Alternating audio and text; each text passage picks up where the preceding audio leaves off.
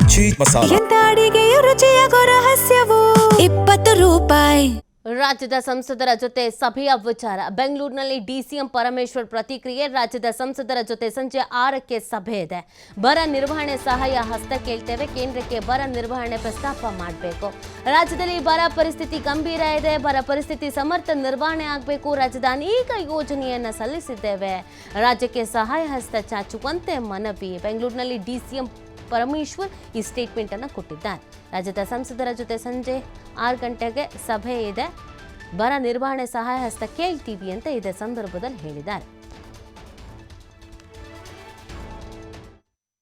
ರಾಜ್ಯದ ಲೋಕಸಭಾ ಸದಸ್ಯರನ್ನ ರಾಜ್ಯಸಭಾ ಸದಸ್ಯರನ್ನ ಇಂದು ಸಂಜೆ ಸಭೆ ಕರೆದಿದ್ದಾರೆ.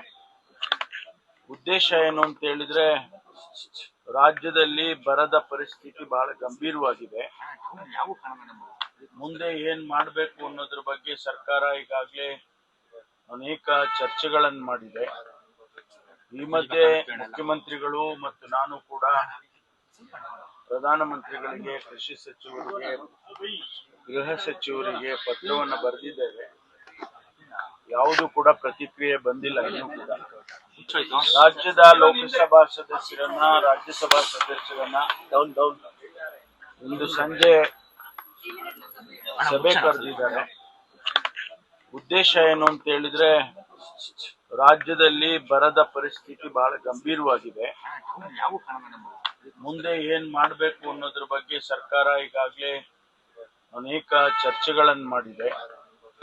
ಈ ಮಧ್ಯೆ ಮುಖ್ಯಮಂತ್ರಿಗಳು ಮತ್ತು ನಾನು ಕೂಡ ಪ್ರಧಾನಮಂತ್ರಿಗಳಿಗೆ, ಕೃಷಿ ಸಚಿವರಿಗೆ, ಗೃಹ ಸಚಿವರಿಗೆ ಪತ್ರವನ್ನು ಬರೆದಿದ್ದೇವೆ. ಯಾವುದು ಕೂಡ ಪ್ರತಿಕ್ರಿಯೆ ಬಂದಿಲ್ಲ ಇನ್ನೂ ಕೂಡ.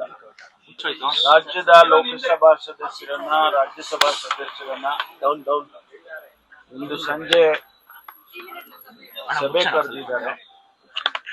ಉದ್ದೇಶ ಏನು ಅಂತ ಹೇಳಿದ್ರೆ, ರಾಜ್ಯದಲ್ಲಿ ಬರದ ಪರಿಸ್ಥಿತಿ ಬಹಳ ಗಂಭೀರವಾಗಿದೆ. ಮುಂದೆ ಏನ್ ಮಾಡಬೇಕು ಅನ್ನೋದ್ರ ಬಗ್ಗೆ ಸರ್ಕಾರ ಈಗಾಗಲೇ ಅನೇಕ ಚರ್ಚೆಗಳನ್ನು ಮಾಡಿದೆ.